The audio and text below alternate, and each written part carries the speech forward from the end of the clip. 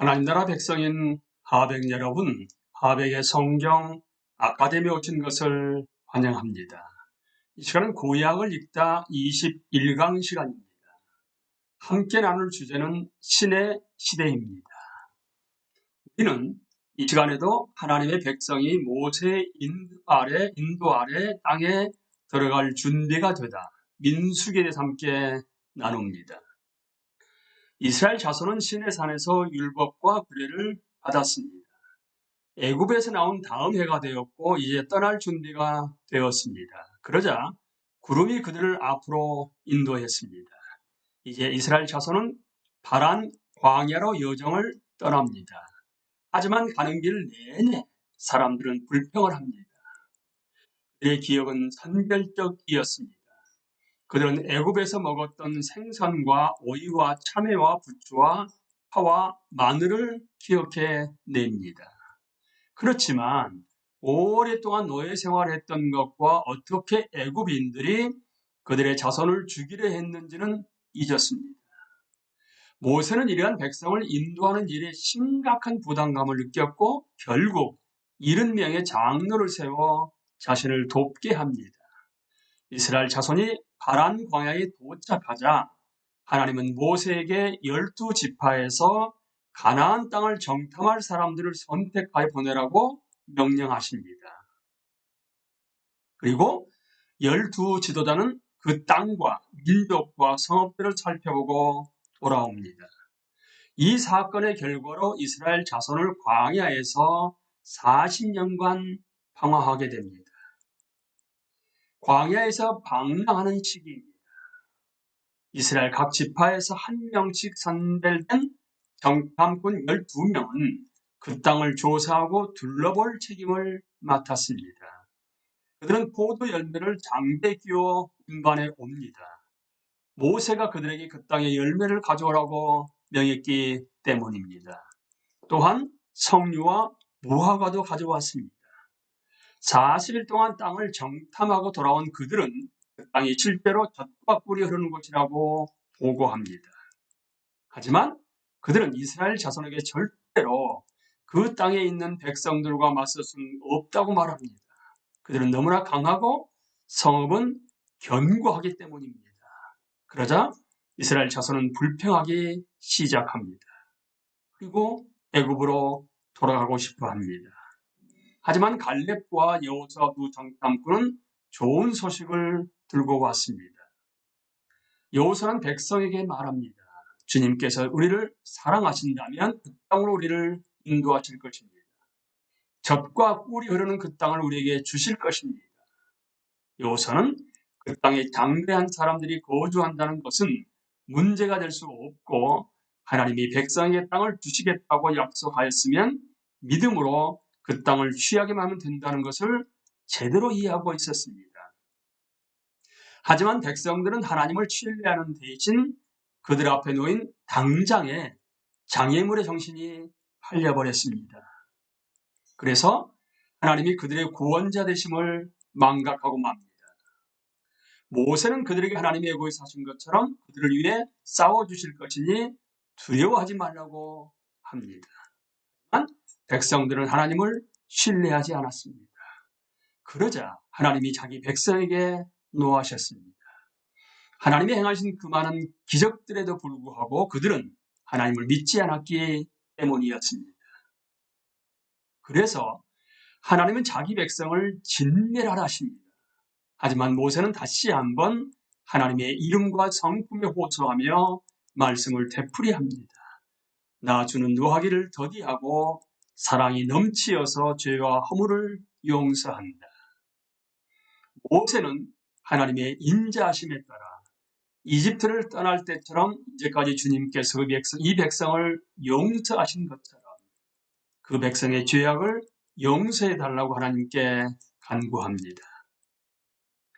앞에서 언급한 것처럼 이스라엘이 구약 성경 내내 존속할 수 있었던 이유는 오직 하나님의 성품 때문이었습니다.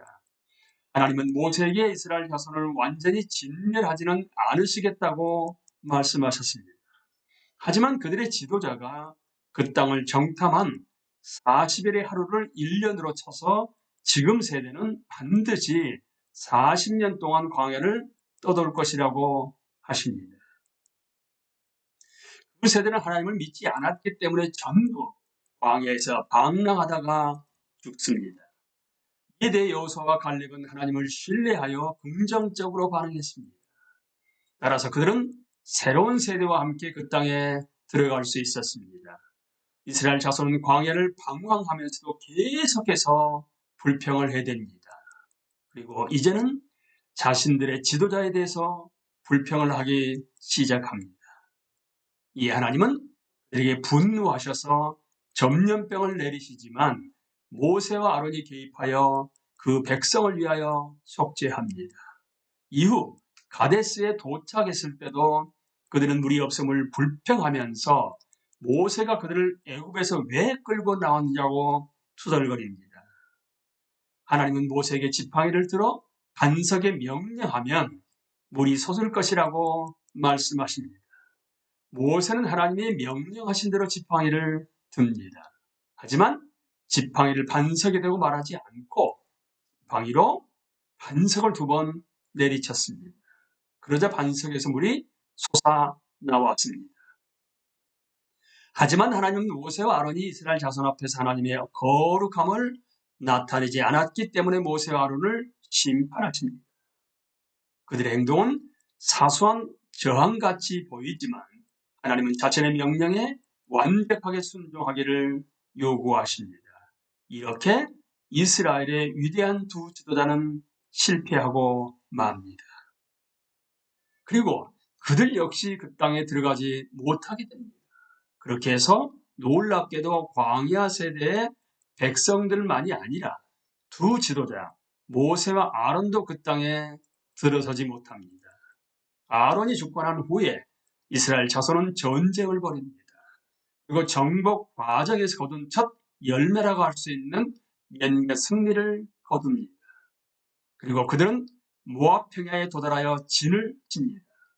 그곳에서 하나님은 이스라엘 자손을 반드시 축복하실 것이라고 다시 확언하십니다. 아무도 자기 백성에 주신 하나님의 축복을 철회할 수 없습니다. 심지어 이스라엘을 저주하도록 온 발람도 그들에게 저주를 내릴 수 없었습니다. 사실 발람은 모압 왕의 요구를 따라 이스라엘 자손을 저주해야 했지만 도리어 그들을 축복하고 맙니다. 발람은 야곱이 거주하는 초소가 비옥할 것이며 그의 왕이 아각보다 높아질 것이며 그의 나라가 흥왕하리라고 예언합니다. 발람은 단지 이스라엘의 축복만 선포한 것이 아니라 미래에 대한 환상도 봅니다. 즉 앞으로 야곱에게서 한 별이 나오며 이스라엘에서 한 규가 나와 주권자가 야곱에게서 날 것이라는 환상이었습니다.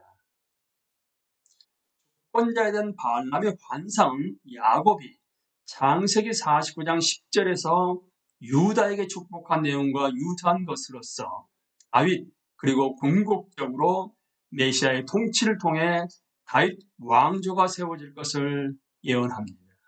하지만 이스라엘 자손이 모압에 있을 때 발람을 통해 그들에게 하나님의 축복이 임하자마자 성경은 백성들이 모압 사람들의 딸들과 음행을 하기 시작하였다. 모압 사람들의 딸들이 자기 신들에게 바치는 제사에 이스라엘 백성을 초대하였고 이스라엘 백성은 거기에 가서 먹고 그 신들에게 머리를 숙였다. 그래서 이스라엘은 바알 부월과 결합하였다라고 전합니다. 우리는 이제 이스라엘 자손이 광야에서 머물던 시절에도 다른 신을 섬겼다는 사실을 알게 됩니다. 이는 신에서 금송아지를 섬긴 것이 단발적인 사건이 아니라는 사실을 의미합니다. 하지만 하나님은 자기 백성을 진멸하지 않으십니다. 왜냐하면 하나님은 자신의 이름이 민족들 가운데 더 어렵해지는 것을 원하지 않으셨기 때문입니다. 경노하신 하나님은 모세에게 지도자들을 죽이라고 명하십니다. 이는 이스라엘의 지도자들조차 죄가 없는 것은 아니었다는 사실을 상기시킵니다. 그 결과 극심한 연병이 백성에게 임합니다. 그들이 죽은 것에 제사한 음식을 먹었기 때문입니다. 이때 아론의 손자이자 제사장인 비느하스에게 하나님의 거룩하심을 위한 질투심이 일었습니다. 그래서 그는 손에 창을 들고 미디안의 여인을 자기 막사로 데려온 한 사람을 죽입니다. 비느하스의 행동으로 연병은 멈췄지만 수많은 사람이 이미 연병으로 죽은 상태였습니다. 하나님은 비느하스에게 그와 그의 자손에게 영원한 제사장 직무를 주시겠다고 말씀하십니다. 이후 새로운 세대의 인구를 조사하고 이스라엘 자손은 약속의 땅에 들어갈 준비가 되었습니다. 하지만 그 땅에 입성하기 전에 모세는 모압 평야에서 마지막으로 말씀을 선포합니다. 이제 우리는 신명기에서 모세가 새로운 세대에게 약속의 땅에 들어가기 전에 어떤 말씀을 전했는지 들을 준비가 되었습니다. 하지만 그렇게 하기 전에 민수기를 다 읽어볼 것을 권합니다. 우리는 하나님의 백성이 모세 인도 아래 땅에 들어갈 준비가 되다 민수기를 함께 나누었습니다. 감사합니다.